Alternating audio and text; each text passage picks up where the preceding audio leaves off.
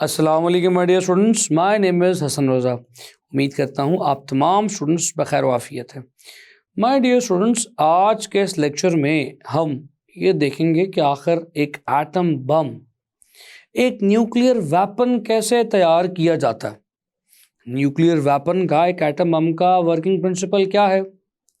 Nuclear fission reaction को आज के इस लेक्चर में आपके साथ डिस्कस किया जाएगा। और डियर स्टूडेंट्स, आज के इस लेक्चर में मैं आपको एक और important nuclear reaction, nuclear fusion reaction के बारे में भी बताऊंगा। तो चलिए स्टूडेंट्स, बगैर किसी ताखीर के चलते हैं अपने लाइट बोर्ड की तरफ। माय डियर स्टूडेंट्स, चलिए बात को आगे बढ़ाते हैं और एक बहुत technical concept nuclear fission reaction पर बात करते हैं। जैसे कि मैंने भी आपको चंद लम्हे पहले बताया कि आज की हमारी गुफ्तगू एक बहुत इम्पॉर्टेंट टॉपिक पर होगी। कैसे इम्पॉर्टेंट टॉपिक पर होगी? जिस पर हमारे nuclear bombs, atomic bombs base करते हैं। पूरी दुनिया का जो एटम बम है वो इसी प्रिंसिपल पर बेस करता है, फिशन। डियर स्टूडेंट्स, फिशन का मतलब है break down, to split, split कर जाना, ब्रेक डाउन, टूट जाना, अलग अलग हो जाना। ये तमाम अल्फाज फिशन के लिए इस्तेमाल किए जा सकते हैं। अब मैं आपको समझाता हूं कि फिशन होता क्या है और होता क्यों है।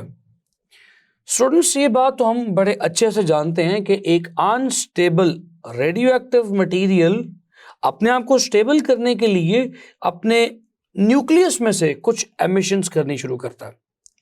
वो 3 किस्म के एमिशंस हैं, हम पढ़ चुके हैं चैप्टर में, अल्फा, बीटा और गामा एमिशंस। अल्फा एमिशंस उस सूरत में की जाती हैं कि जब नंबर ऑफ प्रोटॉन्स बहुत ज़्यादा हों, और बीटा एमिशंस उस सूरत में की जाती हैं कि जब अनस्टेबिलिटी न्यूट्रॉन्स की वजह से हो। डियर स्टूडेंट्स, तो यहां पर बात यह है कि एक अनस्टेबल न्यूक्लियस ऑलरेडी अपने आप को स्टेबल करने के लिए रेडिएशंस को एमिट कर रहा है। अगर आप उस अनस्टेबल न्यूक्लियस को एक न्यूट्रॉन से बम्बार्ड कर दें तो डियर स्टूडेंट्स वो तो ऑलरेडी फटने को तैयार है, ऑलरेडी टूटने को, बिखरने को तैयार है।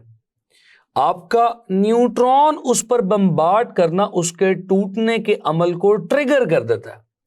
डियर स्टूडेंट्स, 1939 में ऑटोहेन एंड फिट्ज, इन 2 साइंटिस्ट्स ने इस एक्सपेरिमेंट को बकायदा ऑब्जर्व किया, होते हुए देखा। उन्होंने यूरेनियम के एक न्यूक्लियस को एक न्यूट्रॉन बम्बार्ड किया, न्यूट्रॉन मारा। उन्होंने देखा कि यूरेनियम का न्यूक्लियस 2 तकरीबन बराबर बराबर फ्रेगमेंट्स में टूटा है और साथ बहुत सारी एनर्जी रिलीज हुई है। चलिए इस फिनोमेना को देखते हैं क्या हुआ। माय डियर स्टूडेंट्स, उन्होंने यूरेनियम के एक न्यूक्लियस को, यूरेनियम 23592 को एक न्यूट्रॉन से हिट किया। तो dear students, when they hit a single uranium nucleus with the neutron, this was a slow moving neutron. थोड़ी देर के लिए बीच में ये न्यूट्रॉन एक खास स्टेट यूरेनियम 23692 पर शिफ्ट होता है और अचानक फिर 2 फ्रेगमेंट्स में, 2 छोटे छोटे न्यूक्लियस में टूट जाता है। एक बेरियम और दूसरा क्रिप्टॉन। तो डियर स्टूडेंट्स, बेरियम और क्रिप्टॉन, इनका एटॉमिक नंबर और एटॉमिक मास क्या है? Atomic mass of barium is 14192 और क्रिप्टॉन का एटॉमिक मास है डियर स्टूडेंट्स तकरीबन 92 और 36 एटॉमिक नंबर है इसका, प्लस 3 न्यूट्रॉन साथ प्रोड्यूस हो रहे हैं। My dear students, this phenomena of splitting a bigger nucleus into the 2 smaller nuclei with the emission of neutrons and huge amount of energy is called nuclear fission reaction। इस phenomena को fission कहते हैं। तो dear students, fission को आप कैसे define करेंगे? Fission is simply defined as splitting up of a bigger nucleus into 2 or more smaller fragments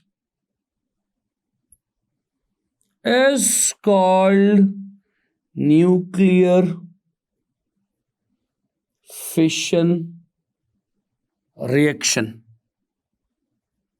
My dear students, क्या आप जानते हैं कि एक ऐसे इवेंट में एक न्यूक्लियस के फिशन होने में तकरीबन 200 mega electron volt of energy निकलती है. माय डियर स्टूडेंट्स, मुझे उम्मीद है कि ये 200 मेगा इलेक्ट्रॉन वोल्ट का जो फिगर मैंने बोला है आपको समझ नहीं आया होगा, आपको अंदाज़ा नहीं हुआ होगा कि ये एनर्जी कितनी है. 200 मेगा इलेक्ट्रॉन वोल्ट कितनी एनर्जी है, मुझे यकीन है कि आपको इससे एक रफ आइडिया नहीं हुआ होगा. एक रफ आइडिया करने के लिए मैं आपको एस्टिमेशन देता हूं. स्टूडेंट्स, अगर तकरीबन 1 टन यानी तकरीबन 1000 किलोग्राम ऑफ कोल मौजूद हो, तो डियर स्टूडेंट्स इसके बर्न होने से, आपने घर में यकीनन बारबेक्यू तो किया होगा, बारबेक्यू करने के लिए आप कोल यकीनन बर्न करते होंगे. तो अंदाज़ा कीजिए कि आपके घर में नॉर्मल डोमेस्टिक बारबेक्यू के लिए एक टाइम पे 2, 3, 4 या 5 किलो कोयला बर्न किया जाता है. 1000 किलो कोयला बर्न करने से कितनी एनर्जी हासिल की जाती है? तकरीबन my dear students 3.6 into 10⁻10 joules of energy obtain की जाती है. यानी 1000 किलो कोयला अगर जलाया जाए तो this much amount of energy will be obtained. तो आप सोच रहे होंगे कि फिशन में भी शायद इतनी ही एनर्जी पैदा की जा सकती हो. माय डियर स्टूडेंट्स, सिर्फ 1 किलोग्राम ऑफ यूरेनियम की फिशन करने से almost 6.7 into 10⁻11 joules of energy release होती है. यानी डियर स्टूडेंट्स 1000 किलो कोयला बर्न करने से भी कहीं ज्यादा एनर्जी सिर्फ 1 किलो यूरेनियम के फिशन से प्रोड्यूस हो सकती है. दैट इज वाई जो हमारे एटॉमिक और न्यूक्लियर वेपन्स हैं, they are very energetic. They produce, they yield a huge amount of energy when a fission reaction occurs. My dear students, इसी वजह से ये बहुत खतरनाक रिएक्शन कंसिडर किया जाता है और हमेशा nuclear fission reaction controlled environment में किया जाता है. अगर आप इस न्यूक्लियर फिशन रिएक्शन को किसी अनकंट्रोल्ड एनवायरनमेंट में करेंगे तो dear students, do you know what will happen? ये जो एक्स्ट्रा पैदा होने वाले 3 न्यूट्रॉन्स हैं, they will cause catastrophe, they will cause destruction, huge destruction. Reaction कुछ इस तरह से होगा कि एक यूरेनियम 23592, एक यूरेनियम 23592 माय डियर स्टूडेंट्स अगर स्प्लिट हुआ by the bombardment of 1 neutron, it will break or split into barium which is, dear students, मैंने आपको पहले बताया 141 into 56. dear students, make it correct, it is not 92, it is 56. तो इसको जरा correct कर लीजिएगा. So it was a typing mistake, 56. So एक बेरियम प्लस एक क्रिप्टॉन प्रोड्यूस कर रहा है. क्रिप्टॉन इज, जैसे हमने भी देखा, 92 and 36 यील्ड करता है, प्लस 92 and 36 एटॉमिक नंबर रखता है, प्लस 3 न्यूट्रॉन्स प्रोड्यूस होंगे like this. My dear students, एक न्यूट्रॉन तो एक यूरेनियम से टकराया था तो एक फिशन रिएक्शन हुआ. ये पैदा होने वाले 3 न्यूट्रॉन आगे जाके 3 यूरेनियम्स के साथ मजीद टकराएंगे. तो डियर स्टूडेंट्स, आप अब इमेजिन कर सकते हैं क्या होगा. इससे फिशन होगा, 3 और न्यूट्रॉन्स पैदा होंगे, इससे फिशन होगा, 3 और न्यूट्रॉन्स पैदा होंगे, इसी तरह इससे फिशन होगा, तीनों से 3 और न्यूट्रॉन्स पैदा होंगे. वो आगे जाके और 3 यूरेनियम्स में टकराएंगे और एक अनकंट्रोल्ड रिएक्शन शुरू हो जाएगा. एक लंबी चेन शुरू हो जाएगी. हर एक सिंगल फिशन में 200 mega electron volts of energy निकलेगी। ये स्टूडेंट्स 200 मेगा इलेक्ट्रॉन वोल्ट्स को 10⁶ इलेक्ट्रॉन वोल्ट्स भी कहा जाता है। So this much amount of energy will be released during every single fission of uranium nucleus। और ये स्टूडेंट्स अगर ये कंट्रोल ना किया जा सका तो पूरे का पूरा प्लांट, पूरे का पूरा रेडियो एक्टिव रिएक्टर, पूरे का पूरा डिस्ट्रिक्ट, पूरे का पूरा इलाका या पूरे का पूरा शहर भी तबाह हो सकता है। That is why they are always done in a controlled environment।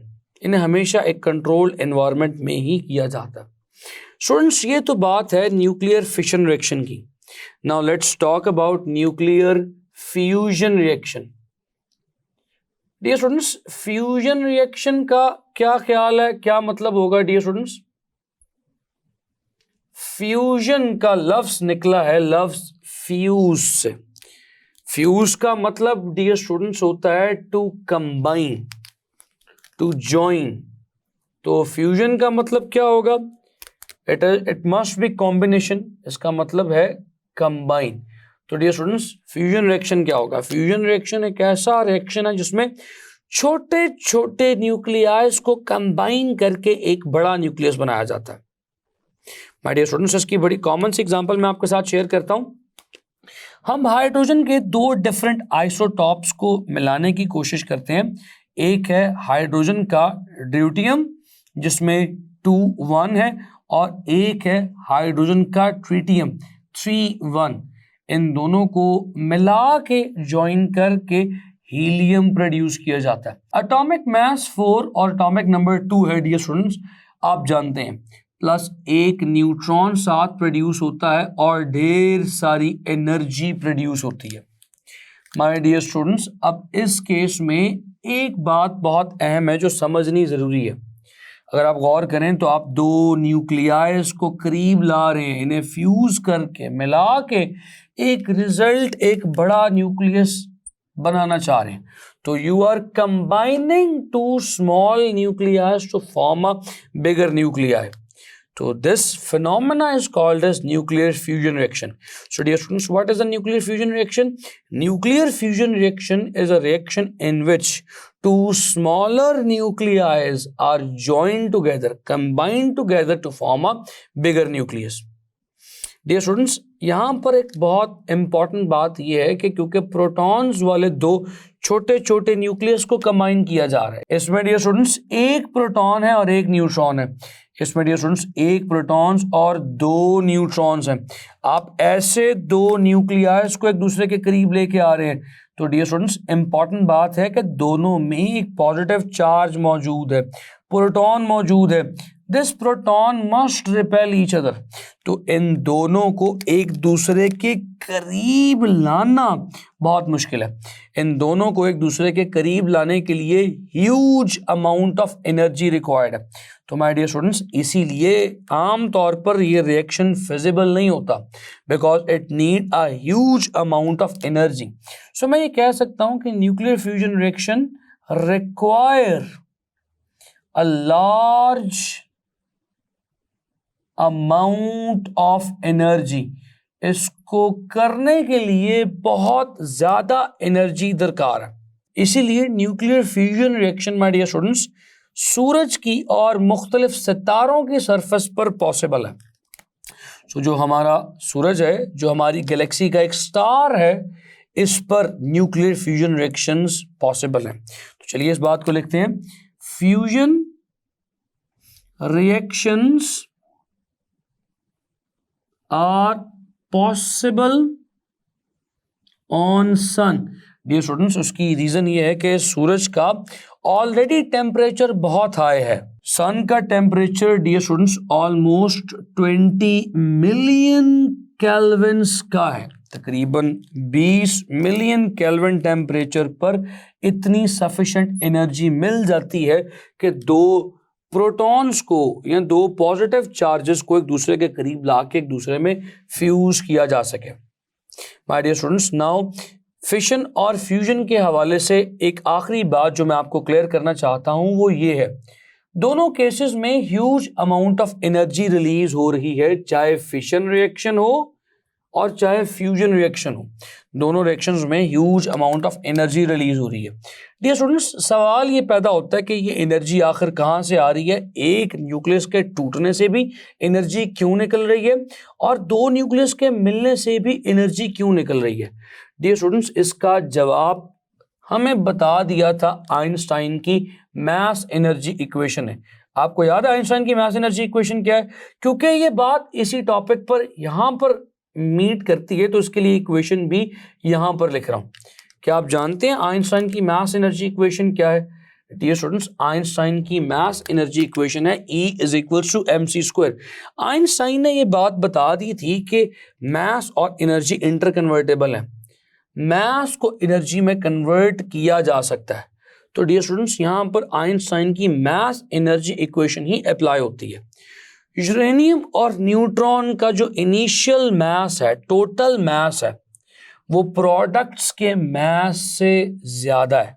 यानी कि डियर स्टूडेंट्स, जो इनिशियल मास है जब डिसइंटीग्रेट होगा, टूटेगा फ्रेगमेंट्स में, फिशन रिएक्शन करेगा तो जो फ्रेगमेंट्स प्रोड्यूस होंगे उनका मास इनिशियल मास से कम है। यानी कि nuclear fission process law of conservation of mass को वायलेट कर रहा है। एग्जाम्पल देता हूं कि अगर 1 किलो यूरेनियम था, फिशन के बाद जो प्रोडक्ट्स बनेंगे वो 1 किलो के नहीं बनेंगे, वो हो सकता है 900 ग्राम्स के बने, लेस देन 1 kg। वो जो बाकी का 100 ग्राम्स है वो कहाँ गया? डियर स्टूडेंट्स, वो जो बाकी का 100 ग्राम्स है that will be converted into the massive amount of energy। इसी तरह से माय डियर स्टूडेंट्स, अगर आप फ्यूजन रिएक्शन की बात करें तो फ्यूजन रिएक्शन में जो रिएक्टेंट्स हैं, reactants are comparatively heavier than products. सवाल ये पैदा होता है कि प्रोडक्ट्स का मास कम है तो बाकी का मास कहाँ गया? तो डियर स्टूडेंट्स, बाकी का मास बन जाता है एनर्जी में, कन्वर्ट हो जाता है एनर्जी में, तो बाकी का मास एनर्जी बन जाता है। माय डियर स्टूडेंट्स, ये बेसिक सा एक डिफरेंस है न्यूक्लियर फिशन रिएक्शन में और फ्यूजन रिएक्शन में। अब न्यूक्लियर फिशन और फ्यूजन रिएक्शन के कुछ हैजर्ड्स हैं जो मैं आपसे वापस स्क्रीन पर चल के शेयर करूंगा। तो माय डियर स्टूडेंट्स, आपने भी देखा कि न्यूक्लियर फिशन रिएक्शन कितनी huge amount of energy produce करता है। तो डियर स्टूडेंट्स, अब दो सूरतें हैं, यहाँ तो हम इस एनर्जी को बहुत प्रोडक्टिव वे में इस्तेमाल कर सकते हैं, यहाँ तो इसको डिस्ट्रक्टिव वे में एज अ वेपन इस्तेमाल कर सकते हैं। लेकिन डियर स्टूडेंट्स, हम इसे जिस भी वे में यूज़ करें, जो इसका वेस्ट है उसके एडवर्स इफेक्ट हमारे इकोसिस्टम पर और ह्यूमन लाइफ पर यकीनन मौजूद है, हमेशा होते हैं। डियर स्टूडेंट्स, इस इमेंस अमाउंट ऑफ एनर्जी से इलेक्ट्रिसिटी प्रोड्यूस की जा सकती है थ्रू न्यूक्लियर पावर प्लांट्स। तो मॉडर्न डेज में जो एनर्जी प्रोड्यूस की जा रही है, इलेक्ट्रिसिटी प्रोड्यूस की जा रही है, वो from nuclear energy he produce की जा रही है थ्रू न्यूक्लियर पावर प्लांट्स। इस तरह मैंने भी आपको बताया माय डियर स्टूडेंट्स। इसी तरह साथ ही साथ न्यूक्लियर पावर पर ऑपरेट की जाने वाली मिसाइल्स, न्यूक्लियर पावर पर ऑपरेट किए जाने वाले सबमरीन्स भी बनाए जा चुके हैं जो बहुत ज़्यादा डिस्टेंस कवर कर सकते हैं। ऐसे मिसाइल्स इंटर कॉन्टिनेंटल मिसाइल्स कहा जा सकता है ना, यानी एक कॉन्टिनेंट से दूसरे कॉन्टिनेंट तक फायर कर सकते हैं। माय डियर स्टूडेंट्स, जैसे कि मैंने बताया कि इतना बेनिफिट तो इस एनर्जी का है, लेकिन इसके एडवर्स इफेक्ट भी मौजूद हैं। माय डियर स्टूडेंट्स, इसके एडवर्स इफेक्ट में सबसे पहला एडवर्स इफेक्ट है स्किन कैंसर या स्किन बर्न। बीटा रेडिएशंस और high energy gamma radiations they can cause skin cancer. ये स्किन कैंसर भी कॉज कर सकती हैं, स्किन बर्न्स भी कॉज कर सकती हैं। माय डियर स्टूडेंट्स, इसी तरह इसका दूसरा एडवर्स इफेक्ट ये है, it can cause sterility. Sterility dear students कहते हैं औलाद ना होने की सलाहियत को, यानी inability to produce offsprings. Dear students, बांझपन में इजाफा भी ज़्यादा एक्सपोजर ऑफ रेडिएशंस की वजह से आता चला जा रहा है। डियर स्टूडेंट्स, ना सिर्फ ऑफस्प्रिंग्स की डिसेबिलिटी प्रोड्यूस हो जाती है पेरेंट्स में, बल्कि अगर औलाद हो, ऑफ स्प्रिंग्स आए भी, वो चिल्ड्रंस भी नॉर्मल नहीं होते माय डियर स्टूडेंट्स। उनमें कुछ सीरियस डिफॉर्मेशंस आ जाती हैं, डिफॉर्मिटीज आ जाती हैं, यानी नॉर्मल नहीं होते। इकोसिस्टम खराब हो सकता है माय डियर स्टूडेंट्स। अगर किसी खास ऐसी फर्टिलाइज जगह के ऊपर रेडिएशंस आ जाए, यानी कि वो फर्टिलाइज ग्राउंड रेडिएशन से कंटामिनेट हो जाए, तो ना तो सिर्फ वो सारी की सारी ज़मीन तबाह बर्बाद हो जाती है, बल्कि उस वक़्त जो उगी हुई ग्रोन वेजिटेबल्स हैं उन्हें भी डिस्ट्रॉय करना पड़ता है, बिकॉज वो सारी की सारी रेडिएशन से कंटामिनेट हो जाती हैं। और वो सारी की सारी रेडिएशंस अगर कोई इंसान या लोग खा लें तो उन रेडिएशंस के इफ़ेक्ट उनकी नस्लों तक, उनकी ऑफ स्प्रिंग्स तक चलते हैं माय डियर स्टूडेंट्स। इसी तरह से एक और बहुत बड़ा प्रॉब्लम इसका ल्यूकीमिया है। Leukaemia is a kind of a blood cancer जो इसी रेडिएशन एक्सपोजर की वजह से होता है। इसी तरह से डियर स्टूडेंट्स, ब्लाइंडनेस या आंखों के आगे मोतिया आ जाना, जिसे कैटरैक्ट कहते हैं, ये कैटरैक्ट भी इसी रेडिएशन के एक्सपोजर की वजह से होता है माय डियर स्टूडेंट्स। पास्ट में ऐसे वाक़े हो चुके हैं जिनमें न्यूक्लियर एक्सप्लोजन्स की वजह से या किसी डिज़ास्टर की वजह से एनवायरनमेंट में फैलने वाली न्यूक्लियर रेडिएशंस ने बहुत ज़्यादा तबाहकारियाँ की हैं डियर स्टूडेंट्स। पास्ट में रशिया में चेरनोबिल के पावर प्लांट पर लीकेज और एक्सप्लोजन की वजह से जो रेडिएशन कंटामिनेशन आसपास के लोगों और एनवायरनमेंट में फैल गई थी, उसकी वजह से बहुत ज़्यादा जानी नुकसान भी हुआ है और माली नुकसान भी हुआ है। चेरनोबिल के मकाम पर जब रेडिएशंस लीक होकर एनवायरनमेंट का पार्ट बन गई, उस लैंड का पार्ट बन गई जिस लैंड के आसपास चेरनोबिल का पावर प्लांट था, डियर स्टूडेंट्स, उस लैंड पर मौजूद जितनी भी वेजिटेबल्स और फ्रूट्स थे वो सब के सब डिस्ट्रॉय करने पड़ गए, because they were contaminated with the radiations. उन्हें कंज्यूम करना बिल्कुल खुदकुशी करने के मुतरादिफ था माय डियर स्टूडेंट्स। ना सिर्फ उन वेजिटेबल्स को डिस्ट्रॉय किया गया, बल्कि लाइफ स्टॉक भी बुरी तरह मुतासर हुआ था।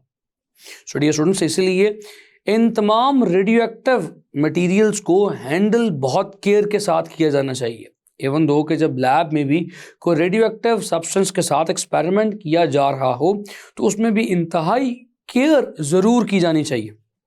यानी कि अगर आप कोई रेडियो एक्टिव सब्सटेंस को पकड़ रहे हैं, रेडियो एक्टिव मटीरियल का कोई एक्सपेरिमेंट कर रहे हैं, रेडियो एक्टिव मटीरियल की हैंडलिंग करनी है, it should be handled with tongs and forceps. इन्हें फोर्सेप्स और थॉन्ग्स की मदद से पकड़ा जाना चाहिए, फोर्सेप्स और टोंग्स की मदद से पकड़ा जाना चाहिए। और डियर स्टूडेंट्स, अगर आप कोई ऐसा low emission radioactive material use कर रहे हैं तो हमेशा उसको पकड़ते हुए ग्लव्स पहने जाने चाहिए और फॉरेन एक्सपेरिमेंट के बाद थॉरोली हाथों को धोया जाना चाहिए। माय डियर स्टूडेंट्स, अगर आप कुछ ऐसा एक्सपेरिमेंट कर रहे हैं जिसमें न्यूक्लियर रेडिएशंस इन्वॉल्व हैं, तो न्यूक्लियर रेडिएशंस वाले उस सोर्स को कभी भी किसी दूसरे शख्स की तरफ पॉइंट ना किया जाए, और ऐसी जगह जहां पर रेडियो एक्टिव रेडिएशंस मौजूद हों, बार बार उस जगह का विजिट करना भी मुनासिब नहीं है। इसलिए कहा जाता है कि अगर एक्सरे भी करवाने हों तो एक ही दफ़ा करवाए जाएं, बार बार एक ही बॉडी पार्ट का एक्सरे एक्सपोजर भी मुनासिब नहीं है, बेहतर नहीं है। माय डियर स्टूडेंट्स, मैं उम्मीद करता हूँ कि तमाम कॉन्सेप्ट्स आपको क्लियर हुए हैं। तो माय डियर स्टूडेंट्स, आज के इस लेक्चर में डिस्कस की जाने वाली तमाम बातें, दोनों पॉइंट्स, न्यूक्लियर फिशन रिएक्शन और न्यूक्लियर फ्यूजन रिएक्शन, यकीनन आपने समझे हैं। और माय डियर स्टूडेंट्स, मैंने साथ ही आज के इस लेक्चर में जो न्यूक्लियर रेडिएशंस के हैज़र्ड्स और उनके सॉल्यूशंस जो आपके साथ डिस्कस किए हैं, मुझे यकीन है कि वो भी आपने नोट किए हैं। अपना बेइंतहा ख्याल रखें। आपसे मुलाकात करूँगा अगले लेक्चर में इस चैप्टर की एक्सरसाइज के साथ। See you next time. खुदा हाफिज़।